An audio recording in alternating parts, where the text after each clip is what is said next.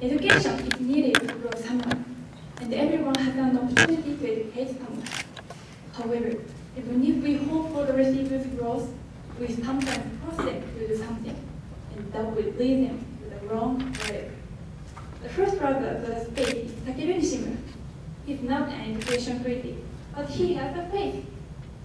Through this speech, he wanted everyone to know the importance of leading the receiver to the proper way.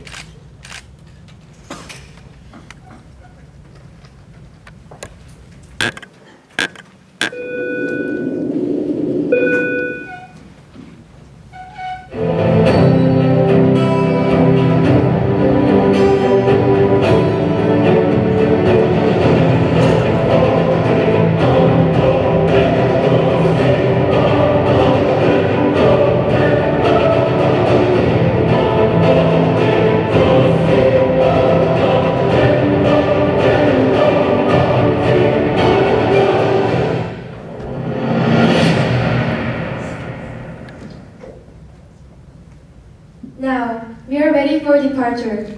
Please make sure that your seatbelt is securely fastened. Let us welcome today's first space traveler. The first space traveler is Mr. Takeru Nishimura from Hosei University. He will deliver his speech under the title of A Leading Educator. A Leading Educator. So, Mr. Nishimura, please come up to the stage and launch your rocket to the frontier.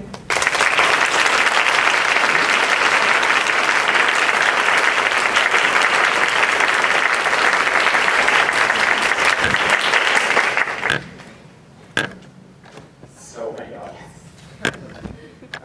Thank you for the great performance. I loved it. Okay, let's start. Thank you, Master of Ceremonies, honorable judges. Good afternoon, ladies and gentlemen. Good afternoon.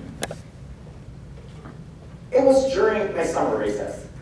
I was lying down my bed playing Mario Kart as usual. But finally, I made up my mind to start working on my homework. I would get up and sit on the chair.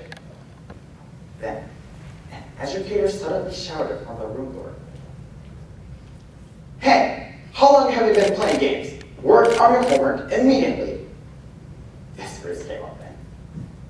Oh, come on, I was about to get started.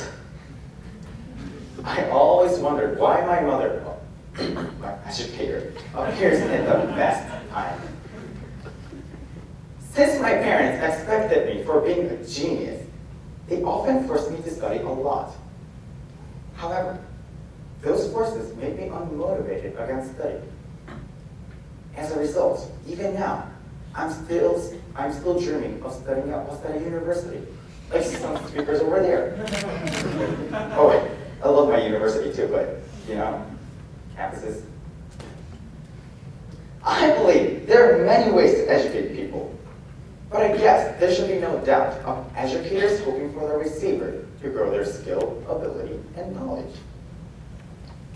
However, even though we have minds like that, we sometimes force them to do things and lead them to the wrong track unexpectedly. By forcing them like that, we can deprive their opportunity to making a decision and lose their self-motivation. I'm sure everyone had and will have an opportunity to educate someone in some kind of community, in lab activities, at work, and discipline skills. Of course, I'm not an education critic, but today, I want to share my thoughts of what is the proper way of educating, of what is the ingredient to make the receiver to grow up. I hope this speech will be a trigger for you to become a great educator, to lead the receiver to lead on the right trail. 10 years later, from that summer recess, I became the chief of the speech section and in a position of educating my members. One day, I noticed that one of the freshmen who I truly expected wasn't working on her speech. Since her contest was approaching, I said to her, "Hey, aren't you too lazy? You have to rewrite your speech immediately." At that moment, she worked on it. But a month later, she decided to quit the circle. Thinking back about my words, I encountered a flashback to a close phrase that I was said 10 years ago. Yes, I had done the same thing that I hated to be done. Forced.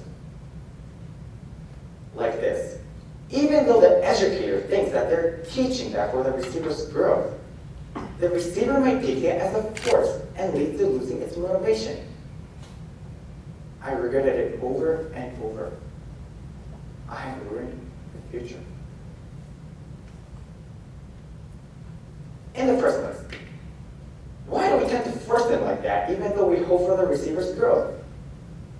One reason is because we think that our life journey is the answer. In our life journey, we have experienced many successes and failures. If possible, we don't want our acute receivers to fail and struggle in the same way, don't we? Therefore, we often force them what is correct or wrong.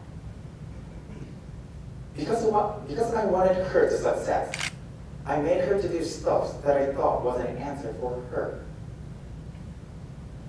However, I realized that that was not for the actual growth. We humans learn by thinking and experiencing by ourselves. Self-motivation was the key for us to grow up. Self-motivation leads us to be independent. Human beings are like that. Galileo Galilei also says, you cannot teach a man anything. You can only help him find it with himself. Yes. Forcing them to the correct answer might lead them to temporary success, but they won't learn anything. They will never decide anything by themselves. Yes. I regretted, sorry. Since I expected her to success, I made her to do stuff that I thought was an answer for her. Then, what should we do? How can we educate the receiver not to let them feel forced? The keyword is leading. We have to lead them to let them choose the way by themselves.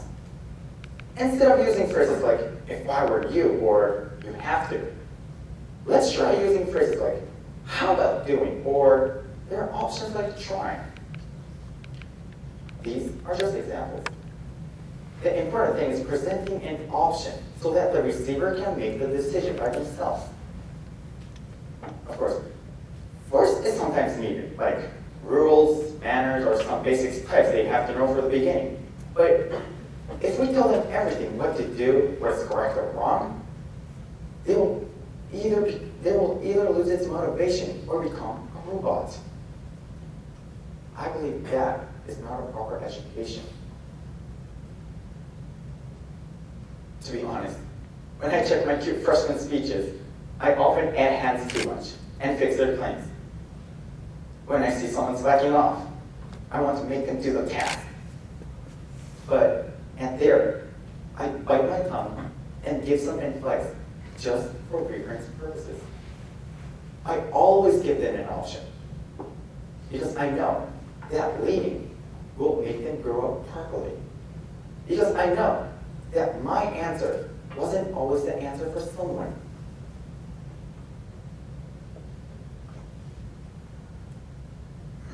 Since then, no one has quit, and everyone is making effort in their own pace. Ladies and gentlemen, why do we educators try to educate the receivers in the first place? Is it because we hope for them to become like ourselves? I believe not. Isn't it because we want them to grow up and become greater than ourselves? If we continue to force our life journey, those will never happen. I truly understand the feeling of caring for them, but if we really hope for the receiver's growth, let's stand a little bit and lead them to choose the way by themselves to make them reach for the hopeful trail. Thank you.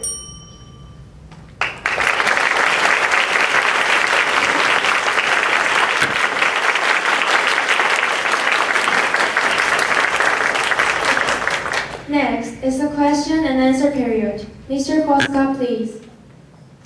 Thank you very much for your inspiring speech. Thank you.